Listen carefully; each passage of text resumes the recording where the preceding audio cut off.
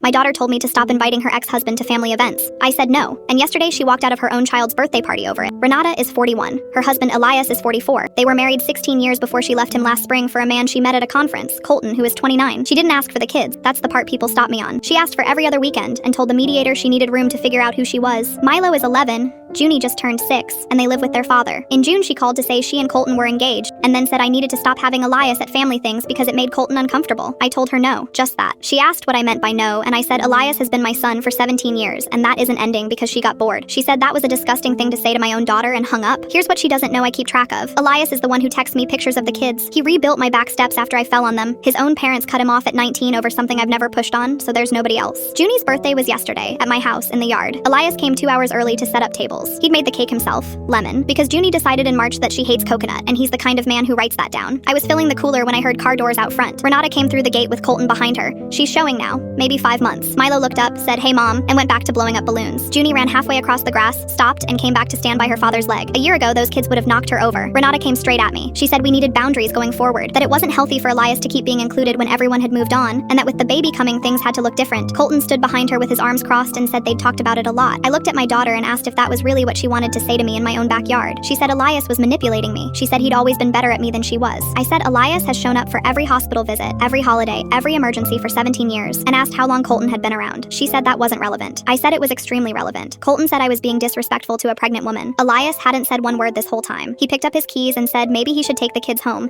that he didn't want to wreck her day. Milo said, "If dad goes, I'm going." Junie said, "It's my birthday and I want daddy. He made my cake." Renata opened her mouth and nothing came out. Her own children had picked out loud in front of everyone, and there was nothing she could say to it. Colton took her elbow and said they didn't have to stay where they weren't welcome. She left. She didn't hug Junie. She didn't say happy birthday. I heard the engine start and I kept my back to the gate. Elias's hands were shaking so badly he needed 3 matches for the candles. We sang. Junie blew them out and told me her wish afterward, which you're not supposed to do. She wished her mom would come to her next one. When everyone had gone, Elias stayed and bagged the trash and hosed the frosting off the table. In the driveway, he told me he knows he makes it harder by still being around, that he'd understand. I told him he wasn't going anywhere. She texted me this morning. She said I made her choose between her father and her future. She said I always liked him more. I haven't answered, and I don't think I will, because there's one thing I've never told her. The night her mother died, Renata was in Tulum and her phone was off. Elias drove me to the hospital. He's driven me to every appointment since. I didn't choose anyone. I just stayed where I already was.